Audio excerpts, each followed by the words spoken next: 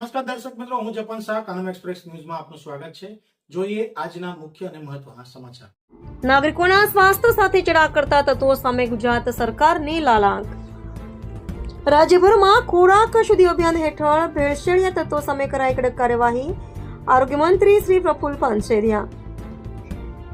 April માસમાં 4193 થી વધુ એકમોની તપાસ। ₹1.83 લાખનું મૂલ્ય ધરાવતા 1018 કિલોગ્રામ શંકાસ્પદ પનીરનો સ્થળ પર જ નાશ કરવામાં આવ્યો। મુખ્યમંત્રી ભૂપેન્દ્રભાઈ પટેલના નેતૃત્વ હેઠળની રાજ્ય સરકાર નાગરિકોના સ્વાસ્થ્ય સાથે કોઈપણ પ્રકારનું સમાધાન ન કરવાની નીતિ પર હંમેશથી મક્કમ છે। અંતર્ગત આરોગ્ય મંત્રી પ્રફુલ્લ પાનસેરિયાએ આજે ખોરાક અને ઔષધ નિયમન તંત્ર સાથે મહત્વપૂર્ણ બેઠક યોજી રાજ્યપાલમાં ચાલી રહેલી સ્પેશિયલ ડ્રાઈવની સમીક્ષા કરી હતી અને આ સ્પેશિયલ ડ્રાઈવને હજુ વધુ તીવ્ર બનાવવાના આદેશ આપ્યા હતા। આરોગ્ય મંત્રીશ્રીએ સ્પષ્ટ કર્યું હતું કે ગુજરાત સરકાર નાગરિકોના આરોગ્યની સુરક્ષા માટે સંપૂર્ણપણે પ્રતિબદ્ધ છે અને ભેળસેળ કરતા તત્વો સામે શૂન્ય સહનશીલતાની નીતિ અપનાવવામાં આવી છે। રાજ્યમાં ખોરાક શુદ્ધિ અભિયાન હજુ પણ વધુ વેગવાન બનશે। ભેળસેળિયા તત્વોને કડક ચેતવણી આપતા મંત્રી શ્રી પ્રફુલભાઈએ કહ્યું હતું કે જે કોઈ પણ લોકો એનાલોગ પ્રોડક્ટને પનીર તરીકે વેચીને નાગરિકો સાથે છેતરપિંડી કરશે તેમને કોઈ પણ સંજોગોમાં છોડવામાં આવશે નહીં। ફૂડ બિઝનેસ ઓપરેટરો તાકીદે નિયમોનું પાલન શરૂ કરે। વધુમાં મ્યુનિસિપલ કોર્પોરેશનો દ્વારા પણ નિયમોનું ઉલ્લંઘન કરનાર પેઢીઓ પાસેથી કુલ ₹2,84,300નો દંડ વસૂલવામાં આવ્યો છે। આરોગ્ય મંત્રીએ વધુ વિગતો આપતા કહ્યું હતું કે ઉનાળાની સિઝનને ધ્યાને રાખી શેરડીનો રસ, મેંગો જ્યુસ, આઈસગોલ અને તરબૂચ વેચતા એકમો પર પણ ફૂડ સેફ્ટી ઓન વ્હીલ્સ દ્વારા અત્યાર સુધીમાં 1576 સ્થળોએ સઘન તપાસ હાથ ધરીને 1705 નમૂનાની ચકાસણી કરવામાં આવી હતી। આટલું જ નહીં, વેપારીઓ તથા નાગરિકોમાં ખોરાકની શુદ્ધતા અને ભેળસેળ અંગે જાગૃતિ લાવવા માટે ડ્રાઈવ અંતર્ગત 284 ટ્રેનિંગ કાર્યક્રમ અને 255 અવેરનેસ કાર્યક્રમનું આયોજન કરવામાં આવ્યું હતું, જેમ પણ મંત્રીશ્રીએ જણાવ્યું હતું। રિપોર્ટર સાગર સોલંકી।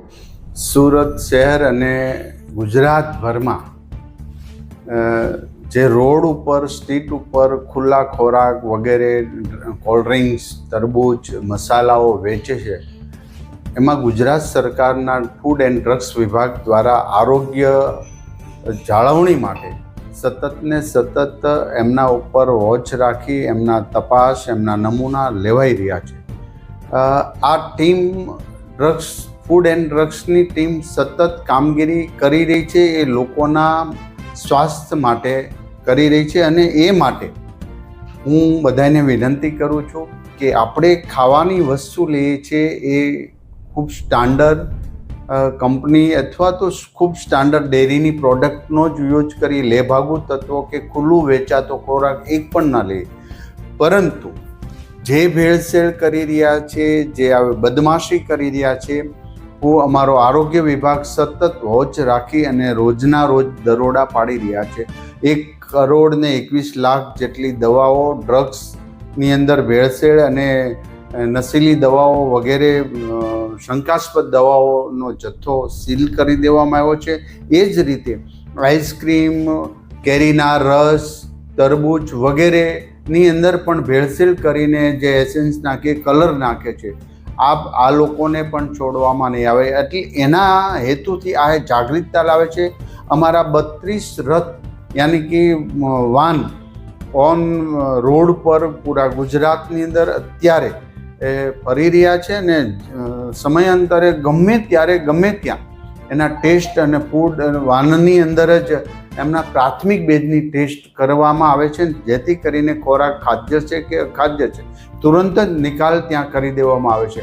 પરંતુ હજી એક પણ અમારી ઝીરો ટોલરન્સની નીતિ સાથે સરકાર કામગીરી કરી રહી છે, એક પણને બક્ષવામાં નહીં આવે।